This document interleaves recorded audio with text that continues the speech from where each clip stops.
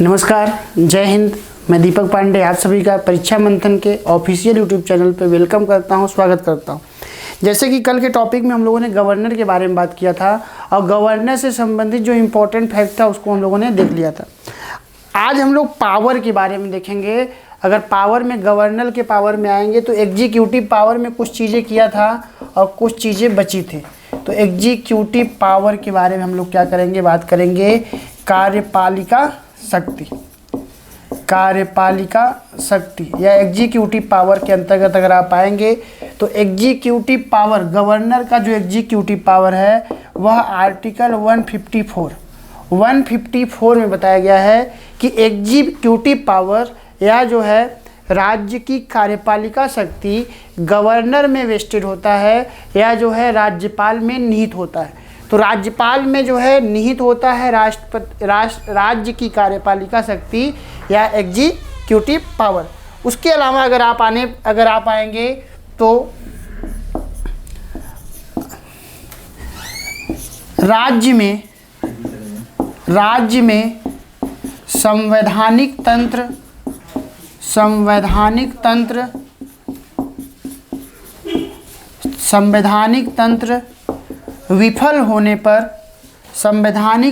विफल होने पर अनुच्छेद 356 लगाए जाने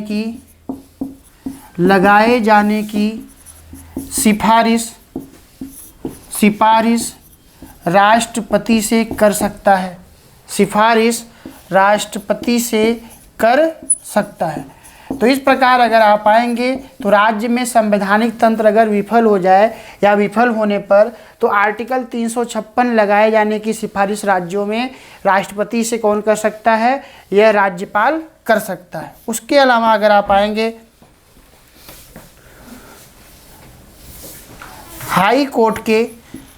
हाई कोर्ट या उच्च न्यायालय के न्यायाधीशों की नियुक्ति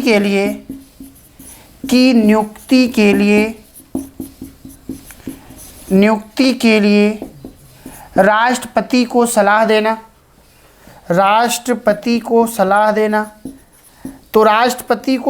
देना। इस प्रकार अगर आप आएंगे तो हाई कोर्ट के जज या न्यायाधीश का जो अपॉइंट किया जाता है तो अपॉइंट करने में जो है राष्ट्रपति को क्या देता है, गवर्नर सलाह देता है। उसके अलावा अगर आप आएंगे तो राज्य सूची के विषयों पर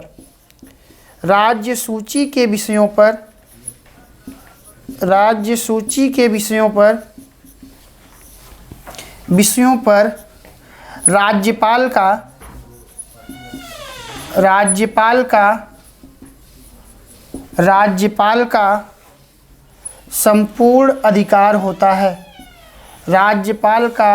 संपूर्ण अधिकार होता है। तो इस प्रकार अगर आप आएंगे तो राज्य सूची के विषयों पर राज्यपाल या गवर्नर का जो है संपूर्ण अधिकार होता है। तो पहला पॉइंट हम लोगों ने देखा, बचा हुआ था कि राज्य में संवैधानिक तंत्र अगर विफल हो जाए या जो है पूरा का पूरा मशीनरी, एडमिनिस्ट्रेटिव मशीनरी जो है फेल्योर हो जाए तो वैसे संदर्भ में राष्ट्रपति से सिफारिश कर सकता है कि उस राज्य में 356 या प्रेसिडेंट रूल का यूज किया जाए। उसके अलावा हाई कोर्ट के न्यायाधीश या हाई कोर्ट के जज को अपॉइंट करने के संदर्भ में यह राष्ट्रपति को सलाह देता है। और राज्य सूची के विषयों पर राज्यपाल का संपूर्ण अधिकार होता है। तो ये सारे जो बातें बताई गई, ये सभी बातें जो है किसके अंतर्गत है, तो ये सभी बातें एग्जीक्यूटिव पावर्स के अंतर्गत हैं। कल की क्लास में हम लोगों ने एग्जीक्यूटिव पावर्स के अंतर्गत जो अपॉइंटमेंट से संबंधित बातें थी उसके बारे में हम लोगों ने डिस्कशन किया था। तो जो बातें बची हुई हैं आज उसको हम लोग क्या करेंगे, देखेंगे। उसके अलावा अगर आप आएंगे तो आर्टिकल 333 के अंतर्गत, अनुच्छेद 333 के अंतर्गत 333 के अंतर्गत विधानसभा में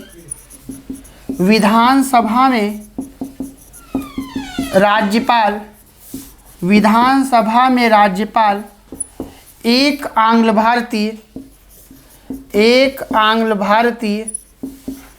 या एंग्लो इंडियन, एक आंग्ल भारतीय या एंग्लो इंडियन को नामित करता है, नामित करता है या नॉमिनेशन करता है या मनोनीत करता है। तो इस प्रकार मनोनीत कौन करता है? तो मनोनीत जो है विधानसभा में राज्यपाल एक आंग्ल भारतीय एक एंग्लो इंडियन को क्या करता है? नामित करता है, मनोनीत करता है। यह बात आर्टिकल 333 में बताई गई है, 333 में बताई गई है। उसके अलावा अगर आप आएंगे नेक्स्ट पॉइंट पे, विधान परिषद के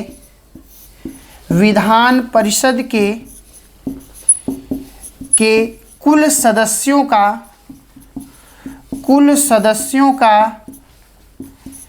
1/6 सदस्य, 1/6 सदस्यों का विधान को मनोनीत करता है, मनोनीत करता है। तो अगर आप आएंगे तो ये जो 1/6 मेंबर होते हैं, total member of legislative council के 1/6 मेंबर को नॉमिनेट कौन करता है? गवर्नर करता है। कौन नॉमिनेट करता है? गवर्नर जो है नॉमिनेट करता है। उसके अलावा ये जो सभी लोग होते हैं, यह लिटरेचर या साहित्य, आर्ट, कला, विज्ञान, साइंस,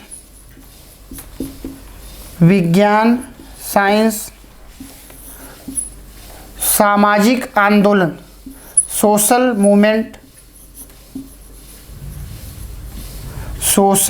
मूवमेंट, तो ये आप आएंगे तो ये सारी चीज़ें जो है ये सभी क्षेत्रों के क्या होते हैं? विशेषज्ञ होते हैं। ऐसे 1/6 मेंबर को गवर्नर जो है लेजिस्लेटिव काउंसिल में या विधान परिषद में क्या करता है? नॉमिनेट करता है। क्या करता है? नॉमिनेट करता है। तो ये सभी बातें जो है एग्जीक्यूटिव पावर्स के अंतर्गत आएंगी। तो आर्टिकल 333 के अंतर्गत एक एंग्लो इंडियन को नॉमिनेट किया जाता है गवर्नर के द्वारा, और लेजिस्लेटिव काउंसिल या विधान परिषद में टोटल मेंबर का 1/6 मेंबर को जो है मनोनीत कौन करता है? तो गवर्नर करता है, राज्यपाल करता है।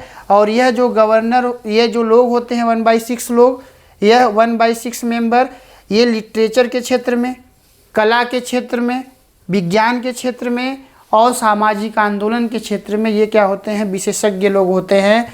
तो ये विशेषज्ञता के आधार पर जो इनको गवर्नर क्या करता है? नॉमिनेट करता है।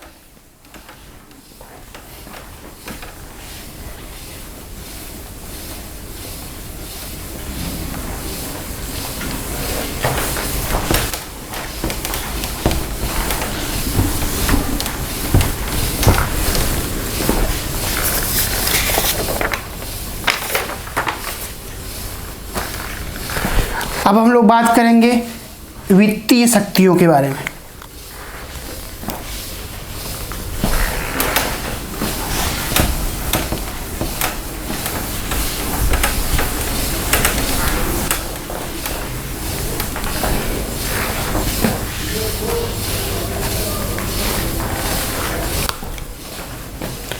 वित्तीय शक्तियां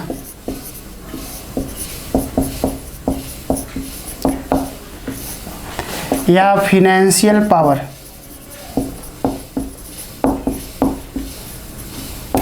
वित्तीय शक्तियां या फिनेंशियल पावर में आएंगे तो आर्टिकल 202, आर्टिकल 202 के अंतर्गत राज्यपाल की अनुमति से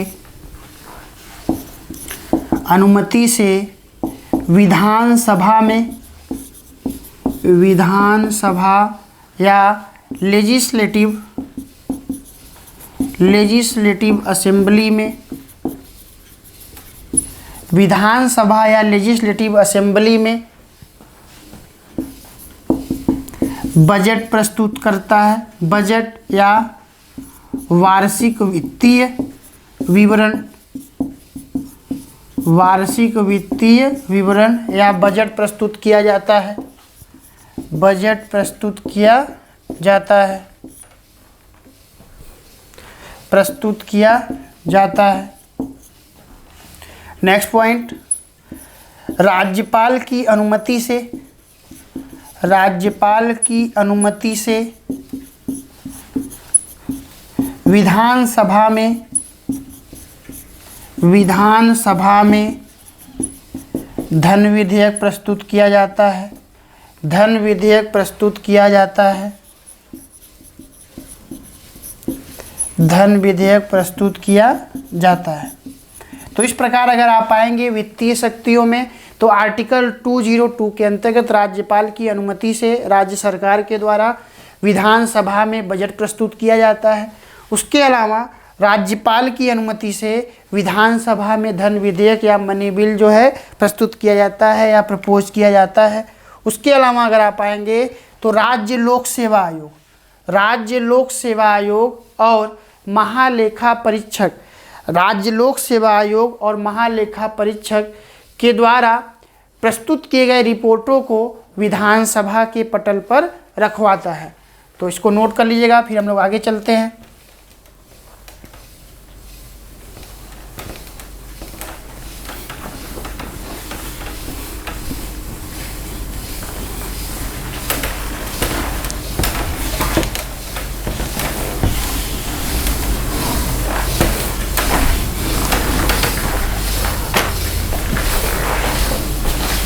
नेक्स्ट पॉइंट आएंगे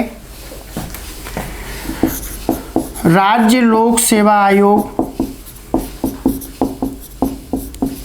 लोक सेवा आयोग और महालेखा परीक्षक, महालेखा परीक्षक, महालेखा परीक्षक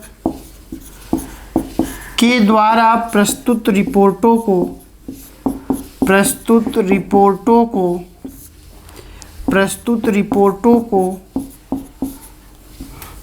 रिपोर्टों को विधानसभा के, विधानसभा के पटल पर रखवाता है, पटल पर रखवाता है। तो इस प्रकार अगर आप आएंगे फाइनेंशियल पावर के अंतर्गत या वित्तीय शक्ति के अंतर्गत, वित्तीय शक्ति या फाइनेंशियल पावर के अंतर्गत राज्य लोक सेवा आयोग और महालेखा परीक्षक के द्वारा जो प्रस्तुत रिपोर्ट होता है, उस प्रस्तुत रिपोर्टों को विधानसभा के पटल पर क्या करता है, रखवाता है। उसके अलावा हम लोगों ने इसमें यह देखा कि आर्टिकल 202 के अंतर्गत, 202 के अंतर्गत राज्य सरकार के द्वारा विधानसभा में राज्यपाल की अनुमति से बजट प्रस्तुत किया जाता है या वार्षिक वित्तीय विवरण को प्रस्तुत किया जाता है या रखा जाता है। उसके अलावा विधानसभा में राज्यपाल के अनुमति से धन विधेयक को प्रस्तुत किया जाता है, धन विधेयक को प्रस्तुत किया जाता है। नेक्स्ट आते हैं हम लोग, नोट कर लीजिएगा आप लोग, जुडिशियल पावर के बारे में हम लोग बात करेंगे।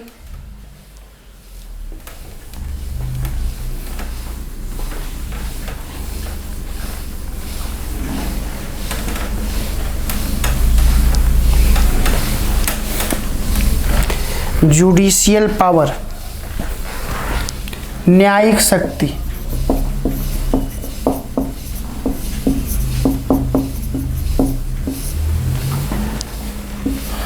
जुडिशियल पावर,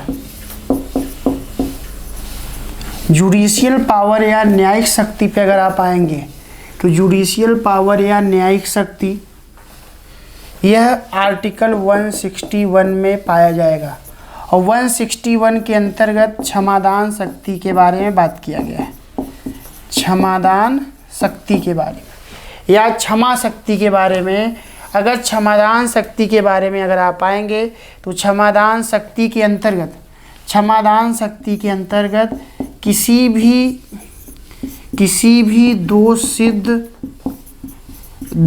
सिद्ध व्यक्ति के सजा को, व्यक्ति के सजा या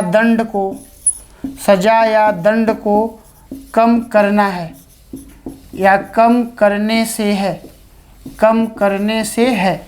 तो यह बात जो है गवर्नर के जुडिशियल पावर के अंतर्गत शामिल की जाएगी। जबकि अगर राष्ट्रपति के क्षमादान शक्ति से और गवर्नर के क्षमादान पावर से या पैर्डन पावर से आप कंपैरिजन करेंगे तो राष्ट्रपति के पास यह अधिकार है कि वह किसी भी व्यक्ति के मृत्युदंड को क्या कर सकता है, समाप्त कर सकता है या उसको और दूसरे प्रकार की सज़ा में परिवर्तित कर सकता है, कन्वर्ट कर सकता है। लेकिन गवर्नर के पास ऐसा अधिकार नहीं है। तो नोट करके लिख लीजिएगा, बहुत इम्पोर्टेंट है। राज्यपाल के पास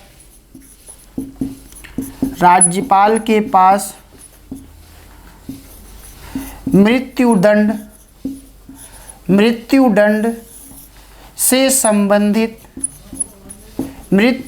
से संबंधित मामलों को क्षमा करने का अधिकार नहीं होता। मृत्युदंड से संबंधित मामलों को क्षमा करने का अधिकार नहीं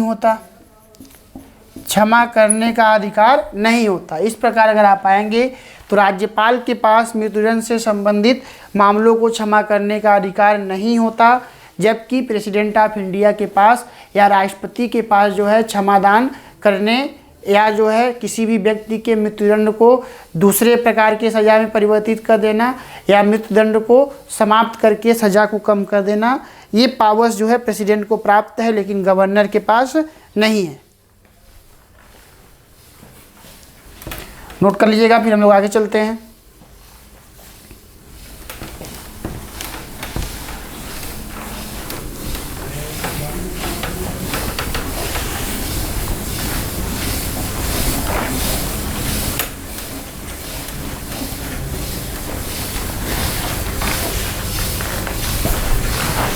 नेक्स्ट आर्टिकल 192 पे अगर आप आएंगे तो राज्यपाल निर्वाचन आयोग की सलाह पर, निर्वाचन आयोग की राय से या निर्वाचन आयोग की सलाह पर या राय से विधानमंडल के सदस्यों की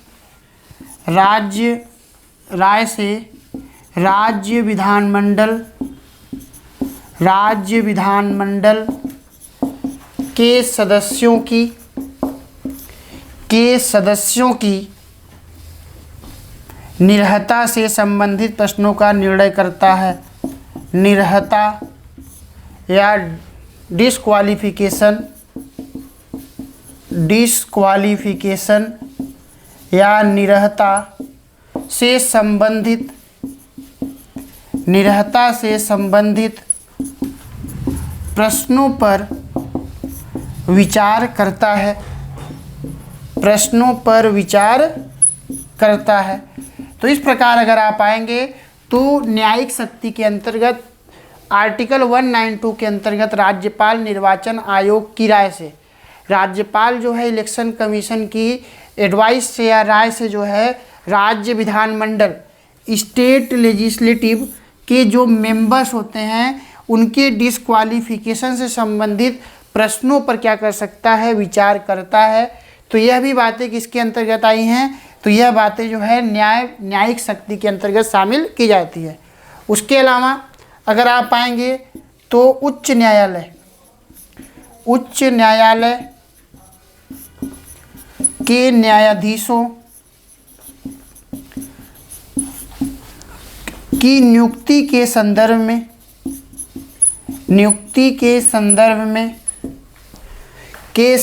में राष्ट्रपति को सलाह देना।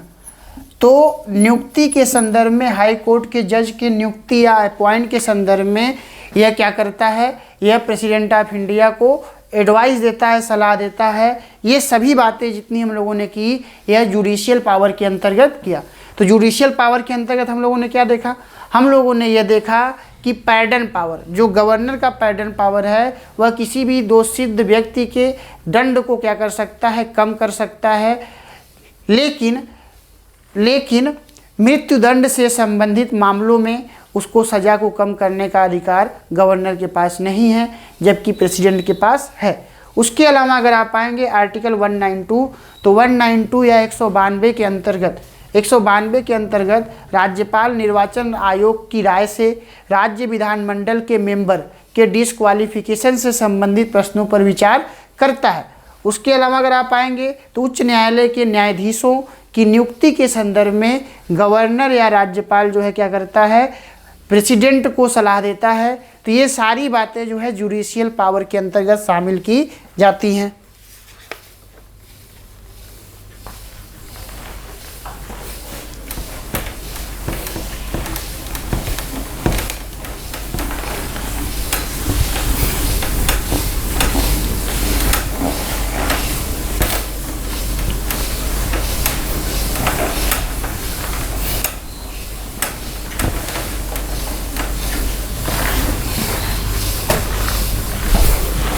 नेक्स्ट हम लोग देखेंगे विधायी शक्ति के बारे में।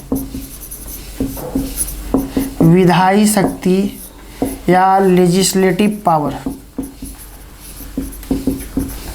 लेजिस्लेटिव पावर या विधायी शक्ति। तो विधायी शक्ति या लेजिस्लेटिव पावर के अंतर्गत आएंगे तो राज्यपाल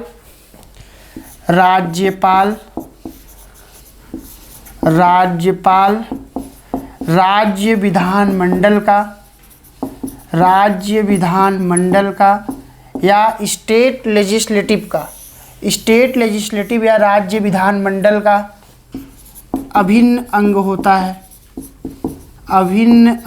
होता है। तो इस प्रकार राज्यपाल जो है स्टेट लेजिस्लेटिव का अभिन्न अंग होता है या जो है उसी का एक ऑर्गन होता है। तो स्टेट लेजिस्लेटिव में आएंगे तो वहाँ पे लेजिस्लेटिव असेंबली या विधानसभा, लेजिस्लेटिव काउंसिल या विधान परिषद और गवर्नर से मिलकर जो है स्टेट लेजिस्लेटिव क्या होता है, बनता है। उसके अलावा अगर आप आएंगे तो आर्टिकल 174 के अंतर्गत, आर्टिकल 174 या अनुच्छेद 174 के अंतर्गत, 174 के अंतर्गत राज्यपाल को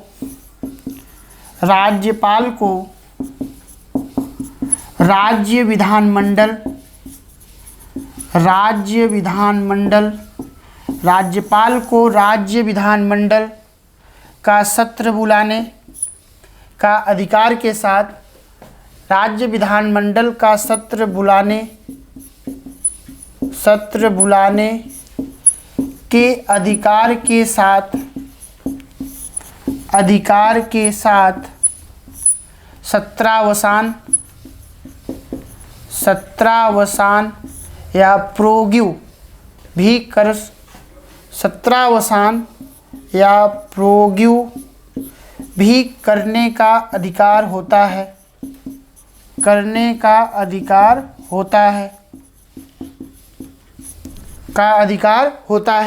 तो यह बात कौन से आर्टिकल में बताई गई है? आर्टिकल 174 में, अनुच्छेद 174 में, कि राज्यपाल को यह अधिकार है कि वह राज्य विधानमंडल का सत्र बुला सकता है। उसके अलावा वो सत्र का सत्रावसान भी कर सकता है। ये सारी बातें जो हैं आर्टिकल 174 के अंतर्गत बताई गई हैं। उसके अलावा अगर आप आएंगे तो दो सदनों के दो बैठकों में, सदनों के या हाउसेज के दो बैठकों में या दो बैठकों के बीच 6 महीने से ज़्यादा का अंतर नहीं होना चाहिए। 6 महीने से ज़्यादा का अंतर नहीं होना चाहिए। तो 6 महीने से ज़्यादा का अंतर नहीं होना चाहिए। यह जो है हम लोगों ने सेंटर स्तर पे भी बात किया था, यहाँ पे भी देख लिए। तो विधायी शक्ति के अंतर्गत राज्यपाल राज्य विधानमंडल का अभिन्न अंग होता है। आर्टिकल 174 के अंतर्गत राज्य विधानमंडल के सत्र को बुलाने का अधिकार और सत्रावसान करने का अधिकार, ये सारा अधिकार किसके पास है? राज्यपाल के पास। और दो सदनों के बीच जो है 6 महीने, बैठकों के 6 महीने से ज़्यादा का गैप होना नहीं चाहिए। नोट कर लीजिएगा आप सभी लोग।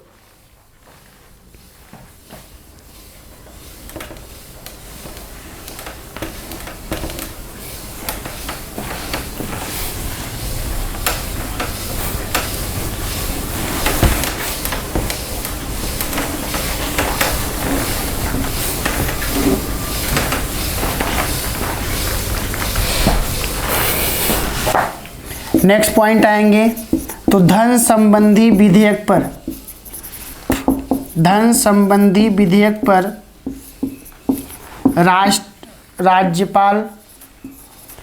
राज्यपाल स्वीकृति देने के लिए बाध्य है, स्वीकृति देने के लिए बाध्य है, क्योंकि राज्यपाल के अनुमति से ही, राज्यपाल के अनुमति से ही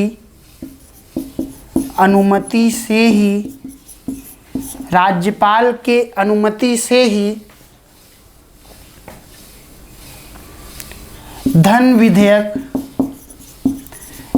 विधेयक या मनी बिल विधानसभा में प्रस्तुत किया जाता है, विधानसभा में प्रस्तुत किया जाता है। तो इस प्रकार अगर आप आएंगे तो जब धन विधेयक जो है राज्यपाल के अनुमति से ही प्रस्तुत किया जा रहा है तो उसे उस पर रोकने का कोई अधिकार ही नहीं है, क्योंकि उसने पहले ही जो है अनुमति क्या कर दिया है, दे दिया है। तो अगर वो जो है विधानमंडल से पास हो जाएगा तो धन विधेयक पर गवर्नर क्या कर देगा, हस्ताक्षर कर देगा। तो वह उसके लिए क्या है, बाध्य है, क्योंकि अनुमति जब पहले ही दे दिया तो वहाँ पे अस्वीकृत करने का कोई क्वेश्चन ही नहीं उठता।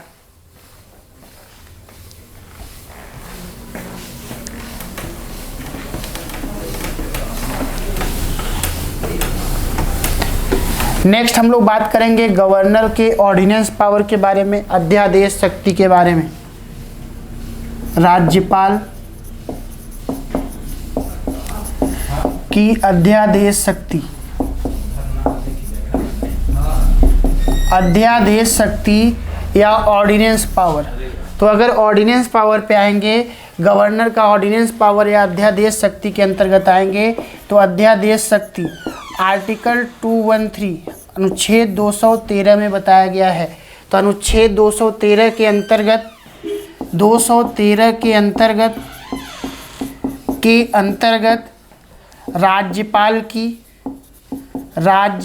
की अध्यादेश शक्ति के बारे में बताया गया है या ऑर्डिनेंस पावर के बारे में बताया गया है, अध्यादेश शक्ति के बारे में बताया गया है। तो अगर आप प्रेसिडेंट से कंपैरिजन करेंगे, प्रेसिडेंट के ऑर्डिनेंस पावर और गवर्नर के ऑर्डिनेंस पावर, तो राज्यपाल के अध्यादेश शक्ति और राष्ट्रपति की अध्यादेश शक्ति में अगर आप देखेंगे तो राष्ट्रपति का अध्यादेश शक्ति कौन से आर्टिकल में था, तो 123 में था, जबकि गवर्नर का ऑर्डिनेंस पावर कौन से आर्टिकल के अंतर्गत है, 213 के अंतर्गत, 213 के अंतर्गत है। तो इस प्रकार अगर आप आएंगे तो राज्यपाल की जो अध्यादेश शक्ति है 213 के अंतर्गत बताई गई है, और वहाँ पे हम लोगों ने देखा था राष्ट्रपति के अध्यादेश शक्ति के अंतर्गत, राष्ट्रपति के अध्यादेश शक्ति के अंतर्गत हम लोगों ने देखा था कि अध्यादेश या राष्ट्रपति के द्वारा अध्यादेश या ऑर्डिनेंस उस समय जारी किया जाता था जब संसद का दोनों सत्र न चल रहा हो। तो संसद का जब दोनों सत्र नहीं चलेगा तो वैसे समय कानून बनाने का सिचुएशन अवेलेबल नहीं होगा, और जब कानून बनाने का सिचुएशन या परिस्थिति उपलब्ध नहीं होगी तो वैसे समय क्या करा जाएगा, आर्टिकल 213 के अंतर्गत जो है गवर्नर राज्यों में ऑर्डिनेंस जारी कर सकता है, और सेंट्रल लेवल पर कौन जारी कर सकता है 123 के अंतर्गत, तो राष्ट्रपति, प्रेसिडेंट ऑफ इंडिया। तो नेक्स्ट पॉइंट, अध्यादेश उस समय जारी किया जाता है, उस समय जारी किया जाता है जिस समय देश में जिस समय देश में कानून बनाने की परिस्थिति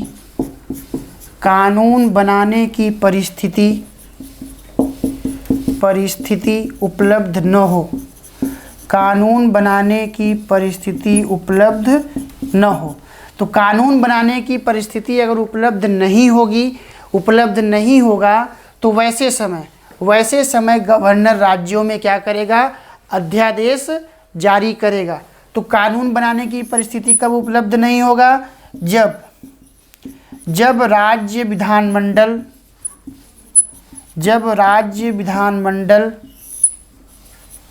का सत्र न चल रहा हो। जब सत्र नहीं चल रहा होगा तो उस समय जो है गवर्नर क्या कर सकता है, गवर्नर ऑर्डिनेंस जारी कर सकता है, अध्यादेश जारी कर सकता है। अध्यादेश को कानूनी रूप देने के लिए 6 सप्ताह के अंदर 6 वीक के अंदर 6 सप्ताह के अंदर राज्य विधानमंडल से पास कराना आवश्यक।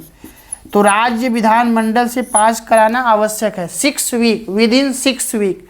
तो 6 वीक के अंदर अगर जो है स्टेट लेजिस्लेचर से या जो है राज्य विधानमंडल से इसको क्या कर लिया गया, पास करा लिया गया, तो यह ऑर्डिनेंस क्या बन जाएगा, कानून बन जाएगा, रूल बन जाएगा, एक्ट बन जाएगा। लेकिन विदिन 6 वीक, अगर 6 वीक के अंदर 6 सप्ताह के अंदर इसे पास नहीं कराया गया, 6 सप्ताह के अंदर इसे पास नहीं कराया गया, तो यह जो है यह स्वयं अपने आप क्या हो जाएगा, समाप्त हो जाएगा, स्वयं अपने आप समाप्त हो जाएगा, स्वयं अपने आप समाप्त हो जाएगा। नोट डाउन कर लीजिएगा। फिर हम लोग देखते हैं कि कौन कौन से सिचुएशन में जो है ऑर्डिनेंस जारी किया जा सकता है। तो हम लोगों ने देखा कि 213 के अंतर्गत राज्यपाल अध्यादेश जारी करता है। किस समय जारी करेगा, जिस समय कानून बनाने का सिचुएशन अवेलेबल नहीं हो या परिस्थितियां उपलब्ध नहीं हो। परिस्थितियां कब उपलब्ध नहीं होगी, जब राज्य विधानमंडल के दोनों सदन का सत्र न चल रहा होगा और अध्यादेश को कानूनी रूप या नियम या कानून बनाना है तो उसको 6 वीक के अंदर 6 सप्ताह के अंदर जो है राज्य विधानमंडल के दोनों सदनों से पास कराना क्या है, आवश्यक है।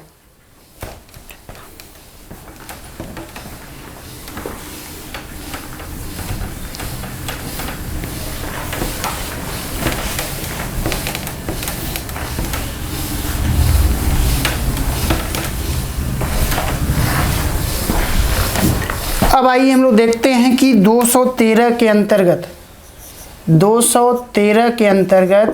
अध्यादेश या ऑर्डिनेंस कब कब जारी किया जा सकता है। ऑर्डिनेंस या अध्यादेश कब कब जारी किया जा सकता है। तो आइए देखते हैं। सबसे पहले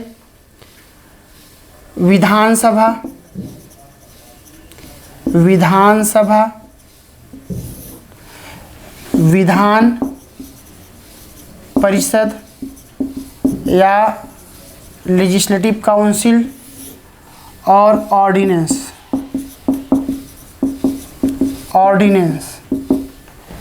तो ऑर्डिनेंस आइए देखते हैं कब कब जो है ऑर्डिनेंस जारी किया जा सकता है और कब कब नहीं जारी किया जा सकता। तो अगर ऑर्डिनेंस पे आप आएंगे तो ऑर्डिनेंस के अंतर्गत अगर विधानसभा का सत्र चल रहा हो, विधान परिषद का सत्र नहीं चल रहा हो, तो उस समय ऑर्डिनेंस जारी नहीं किया जा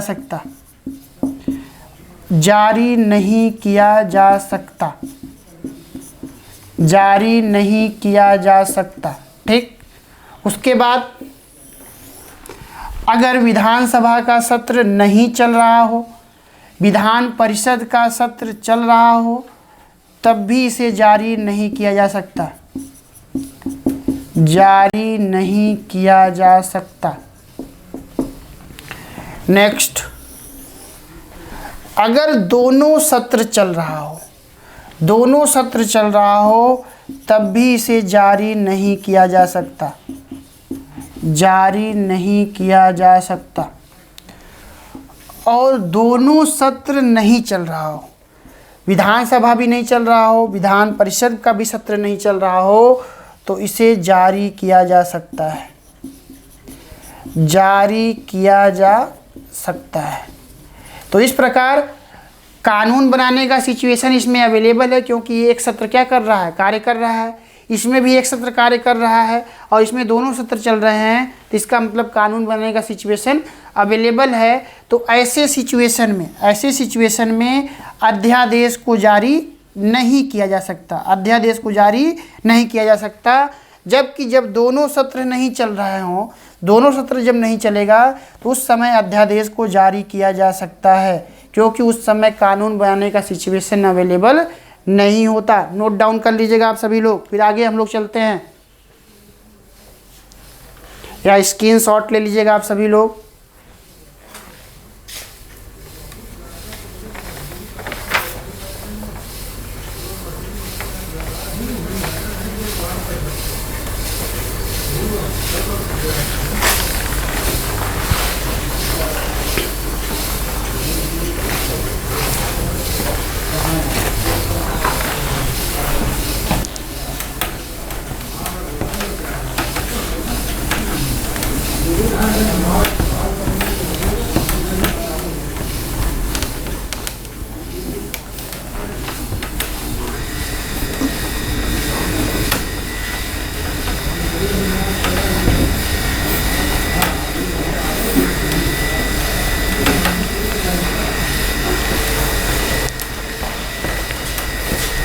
नेक्स्ट हम लोग चलते हैं, नेक्स्ट टॉपिक हम लोग करेंगे राज्य विधानमंडल, स्टेट लेजिस्लेटिव।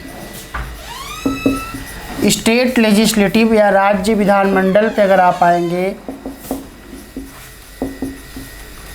राज्य विधानमंडल या स्टेट लेजिस्लेटिव, तो राज्य विधानमंडल या स्टेट लेजिस्लेटिव पे अगर आप आएंगे तो इसके अंतर्गत गवर्नर का टॉपिक हम लोगों ने क्या कर लिया, पढ़ लिया, गवर्नर पढ़ लिया। अब हम लोग पढ़ेंगे, अब हम लोग विधानमंडल के बारे में पढ़ेंगे, विधानमंडल। और विधानमंडल में अगर आप आएंगे तो विधानमंडल में हम लोग विधानसभा, विधानसभा और विधान परिषद, विधानसभा और विधान परिषद का टॉपिक हम लोग क्या करेंगे, करेंगे। तो विधानसभा लेजिस्लेटिव असेंबली और विधान परिषद लेजिस्लेटिव काउंसिल का टॉपिक हम लोग क्या करेंगे, स्टार्ट करेंगे। गवर्नर का टॉपिक हम लोगों ने क्या कर लिया है, पढ़ लिया है।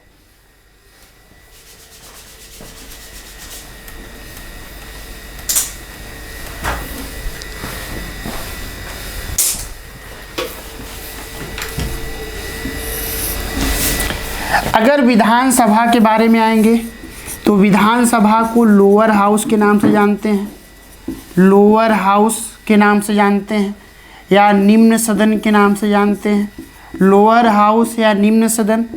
उसके बाद अगर आप आएंगे तो विधानसभा को हम लोग जो है टेम्पोरेरी हाउस के नाम से जानते हैं, टेम्पोरेरी हाउस, या इसे अस्थाई सदन के नाम से जानते हैं, अस्थाई सदन के नाम से जानते हैं।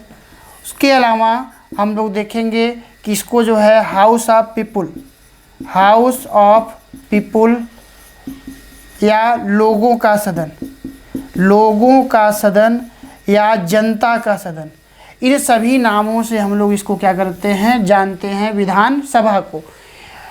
टेम्परेरी हाउस इसलिए बोलते हैं क्योंकि इसका जो कार्यकाल होता है, टर्म जो होता है, ड्यूरेशन जो होता है 5 ईयर्स का होता है। 5 ईयर्स के बाद या 5 वर्षों के बाद इसके जो मेंबर होते हैं वो क्या होते रहते हैं, बदलते रहते हैं, न्यू मेंबर आते हैं, नई सरकार का गठन होता है। तो इस प्रकार इसको टेम्परेरी हाउस के नाम से हम लोग जानते हैं। उसके अलावा अगर विधान परिषद पे आप आएंगे तो विधान परिषद को उच्च सदन या अपर हाउस के नाम से जानते हैं, इसे परमानेंट हाउस के नाम से जानते हैं, इसे परमानेंट हाउस के नाम से जाना जाता है, या इसको अस्थाई सदन के नाम से जाना जाता है। अस्थाई सदन इसलिए कहा जाता है परमानेंट हाउस, क्योंकि यह जो है डिजॉल्व नहीं होता, यह जो है समाप्त नहीं होता, डिजॉल्व नहीं होता। इसके 1/3 मेंबर, 1/3 सदस्य जो है एवरी 2 ईयर या प्रत्येक 2 वर्ष के अंतराल पर अवकाश प्राप्त करते हैं या उनका कार्यकाल क्या होता है, समाप्त होता है। या इस बात को आप ऐसे भी कह सकते हैं कि प्रत्येक 2 वर्ष के अंतराल पर या प्रत्येक 2 वर्ष पर नए 1/3 मेंबर का इलेक्शन होता है और वह इलेक्ट होके कहाँ पे आते हैं, विधान परिषद में आते हैं।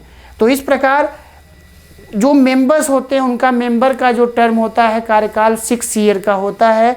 तो 6 ईयर जो है एक मेंबर अपना कार्यकाल पूरा करता है और 1/3 मेंबर प्रत्येक 2 वर्ष पे क्या हो जाते हैं, अवकाश प्राप्त करते हैं या उनका कार्यकाल क्या हो जाता है, समाप्त हो जाता है।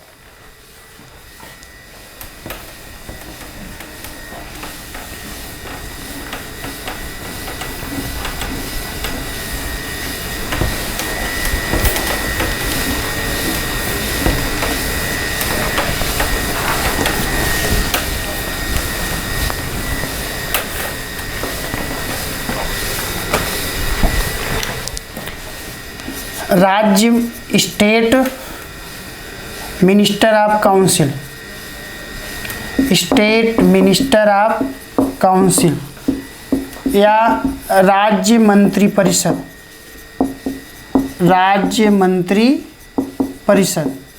तो राज्य मंत्री परिषद के बारे में आएंगे तो इसके लिए जो राज्य मंत्री परिषद के लिए आर्टिकल बताया गया है, आर्टिकल 163 के अंतर्गत राज्य मंत्री परिषद के बारे में बताया गया है। राज्य मंत्री परिषद के बारे में बताया गया है, बताया गया है। उसके अलावा नेक्स्ट पॉइंट पे आएंगे तो मंत्री परिषद, मंत्री परिषद का गठन, मंत्री परिषद का गठन राज्यपाल, राज्यपाल की सहायता एवं सलाह के लिए किया गया है, सहायता एवं सलाह देने के लिए किया गया है, देने के लिए किया गया है। या ऐसा कह सकते हैं कि गवर्नर जो भी कार्य करेगा वह मिनिस्टर ऑफ काउंसिल के एडवाइस पर या सलाह पर कार्य करेगा। सिर्फ जो है गवर्नर को यह अधिकार प्राप्त है कि वह किसी भी बिल को, मनी बिल को छोड़ के उसके अलावा जो जनरल बिल होते हैं उस जनरल बिल को जो है एक बार पुनर्विचार के लिए या फिर से विचार करने के लिए वापस कर सकता है। लेकिन पुनः फिर उसी बिल को अगर पास करके उन्होंने भेज दिया तो गवर्नर जो है उस पर हस्ताक्षर करने के लिए क्या होगा, बाध्य होगा। तो यह बात जो है मंत्रिपरिषद, जैसे अगर आप सेंटर में आएंगे तो सेंटर में भी हम लोगों ने देखा था कि मिनिस्टर ऑफ काउंसिल जो आर्टिकल 74 और 75 के अंतर्गत देखा था कि वहाँ पे भी जो है राष्ट्रपति की सहायता और सलाह के लिए मंत्रिपरिषद, मिनिस्टर ऑफ काउंसिल को क्या किया गया था, अपॉइंट किया गया था। और मिनिस्टर ऑफ मंत्रिपरिषद या जो है मंत्रिपरिषद के मंत्रियों को अपॉइंट कौन करता था, तो प्रेसिडेंट ऑफ इंडिया। यहाँ पे आएंगे तो जो मंत्रिपरिषद के जो मिनिस्टर होते हैं या मंत्री की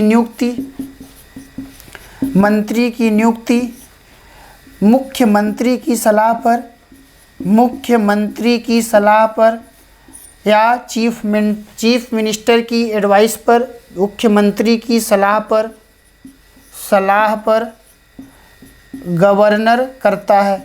मुख्यमंत्री की सलाह पर कौन करता है, गवर्नर करता है। तो मुख्यमंत्री की सलाह पर गवर्नर करता है। उसके अलावा अगर आप आएंगे तो या इसको इस तरीके से भी कह सकते हैं कि जो मंत्री होते हैं वह मंत्री गवर्नर के प्रसाद पर्यंत पद धारण करते हैं, गवर्नर के प्रसाद पर्यंत पद धारण करते हैं, प्रसाद पर्यंत पद धारण करते हैं। तो प्रसाद पर्यंत या ड्यूरिंग द प्लेजर ऑफ, या जो है गवर्नर के प्रसाद पर्यंत पद कौन धारण करते हैं, जो स्टेट के मिनिस्टर होते हैं, उसी तरीके से सेंटर के भी मिनिस्टर प्रेसिडेंट ऑफ इंडिया के प्लेजर पे पद धारण करते हैं। प्लेजर का मतलब है ये, प्रसाद पर्यंत का मतलब यह है कि यह राष्ट्रपति और गवर्नर की इच्छा पर डिपेंड करता है कि वह कब तक अपने पद पर क्या रहेंगे, बने रहेंगे। उसके अलावा अगर आप आएंगे तो मंत्रिपरिषद में या मिनिस्टर ऑफ काउंसिल में या मंत्रिपरिषद में 15% से अधिक मंत्री नहीं होने चाहिए। तो इस प्रकार अगर आप आएंगे तो 15% से अधिक मिनिस्टर होने नहीं चाहिए। यह रूल बनाया गया है कि मिनिस्टर ऑफ काउंसिल्स में या मंत्रिपरिषद में मंत्रियों की संख्या टोटल मेंबर के 15% से अधिक नहीं होनी चाहिए। यह क्राइटेरिया 93 अमेंडमेंट के द्वारा क्या किया गया, 93वां संविधान संशोधन के द्वारा किया गया।